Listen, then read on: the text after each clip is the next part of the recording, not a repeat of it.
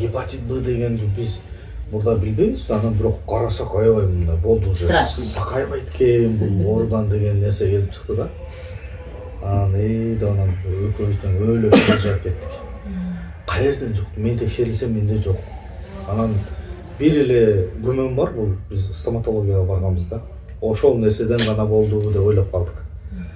Анан ошентип аягым катты переживать этип, тамакты баягы гепатит Б дегенде курулган жебейт, неме жебейт, бүт баягы диетический тамактарды жей берет дагы.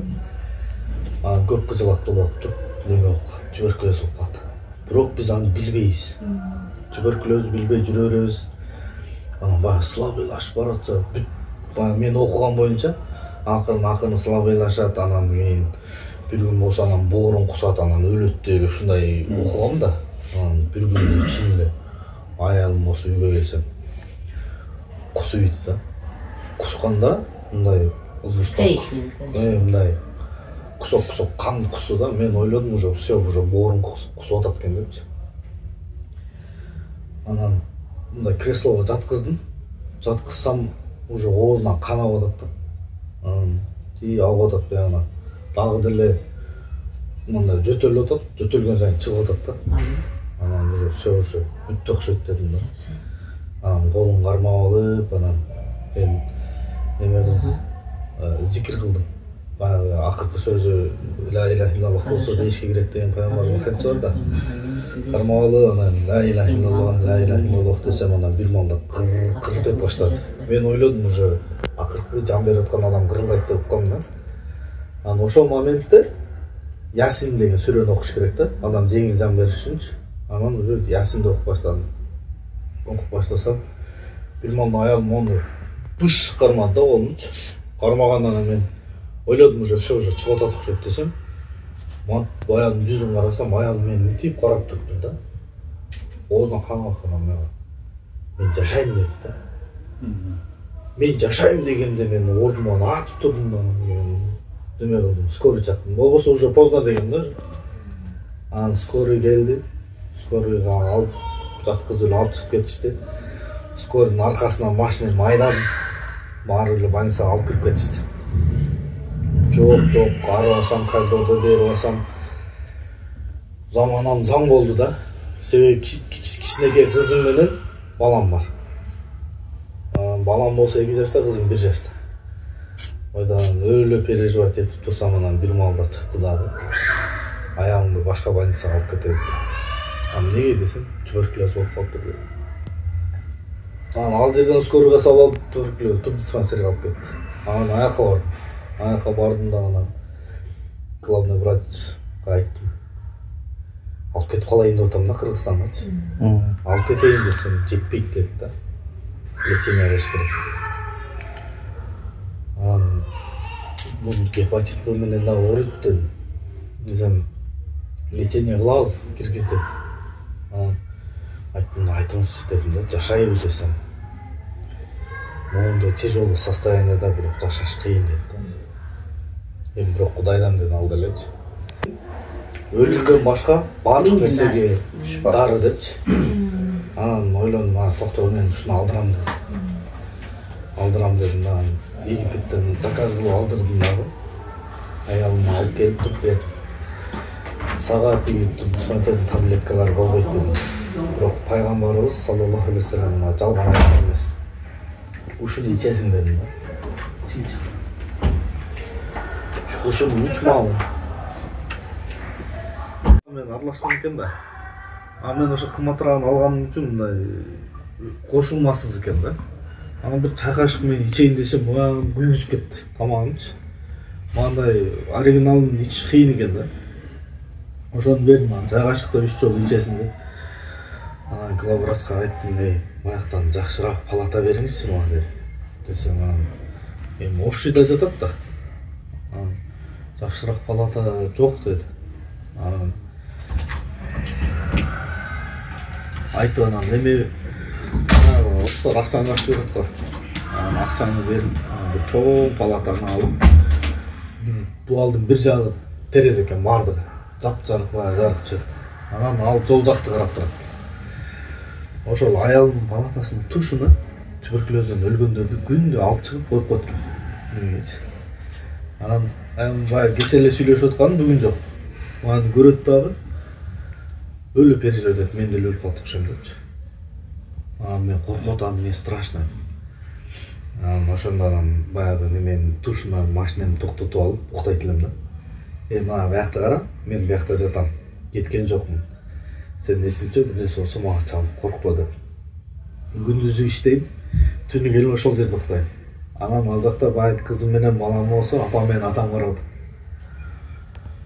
Анан ошентип баягы дарыланып баштады. Дарыланып баштаганда өзү Куранды жакшы окуйт.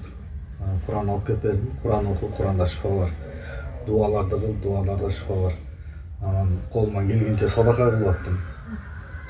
Анан ошо поправкага кетип баштады да. Жакшы болуп, анан главный врач менен аябай жакшы болуп алдым. Кээде чыкканга болбойт экен аларгачы. Мен адамдарга аралаштырбайм, тоого алып чыгып келем деп анан аябымды алып чыгып алам да анан түнү болсо алып чыгып келем, айлантырып келем. Кайра алып кирем, ушинтип жакшы болуп баратты да.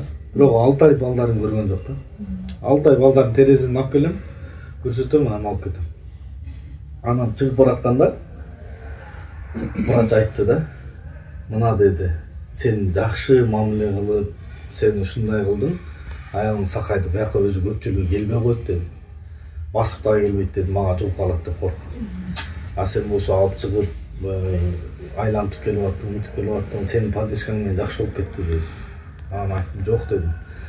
Анан баягы пустой болуп калган немени берди, медисинчи. Чорный тимен. Чорный тимен. Көрдүңүзбү, ушуну ичти дедим.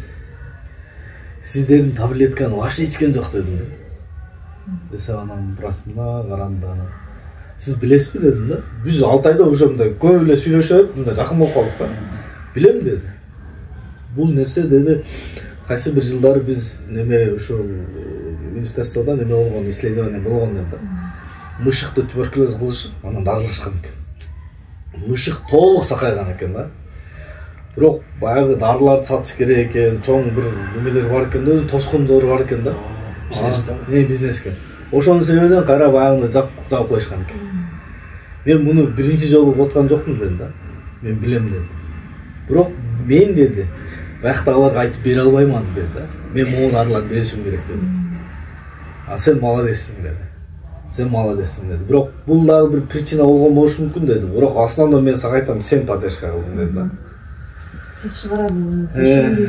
Ошондой да, анан сен неме дедим. Анан ошол силер билгенде кандай болду? Билгениңерде айыкканын билдиң да бир күнү.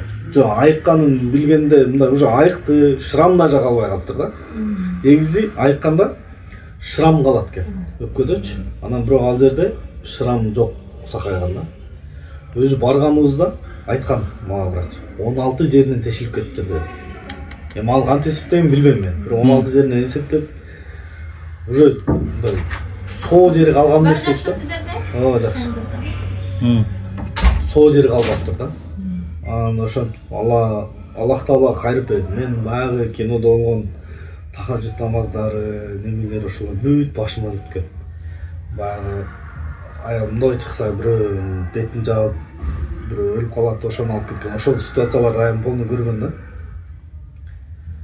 Анан баягы алып чыккандан кийин анан уже жакшы болуп калды. Кыргызстанга келдик. Кыргызстанга келип баягы неме оюмда дагы деле турат. Гепатит Б-чи. Анан биякта бир ошо Советский Союз болгондо бир иштеп кеткен бир эже бар экен, акебиздин тааныш. Ошо бар эже бир карап бербейсизби десем, анализ тапшырып келгиле деди. Анализ тапшырып келсек, синимкти баарын карап туруп, боор деди, таптаза деди. Вирус уктап атат деди да. Вирусту провоцировать этпегиле. Дарылаштын кереги жок деди. Анан эң жакшы лечениени айтып берейинби деди. Не деди? Жашы экенсиң деди. Только төрө деди. Только төрө деди. Анан ошол эженин кеңеши мененчи каждый раз төрөгөн сайын вирустун количествосы почти нөлгө түшөт да. Баягы гепатитке кетпейт экен да, постоянно болот экен. Бирок ушу төрөгөн сайын количество вирусу почти калбайт да. Ошондон бери канча бала болуп калган? 3 уул, 3 кыз. Ошондон кийин 4 болду. Общий 6 да. Азыр ден соолугу жакшы. Кудайга шүгүр. Бирок ошол мен эң баягы неме кылганым барлык нерселер причина болду. Эң эле чоң причина ушул неме деп ойлойм да, Черный Тимин. Черный Тиминди такай ичти да. Себеби башка дары ичкен жок да. Черный Тимин, Куран, дуа ушул нерселер менен Аллах Таала каалаганда, Аллах Таала бол дегенде уже любой нерсе жок болот да.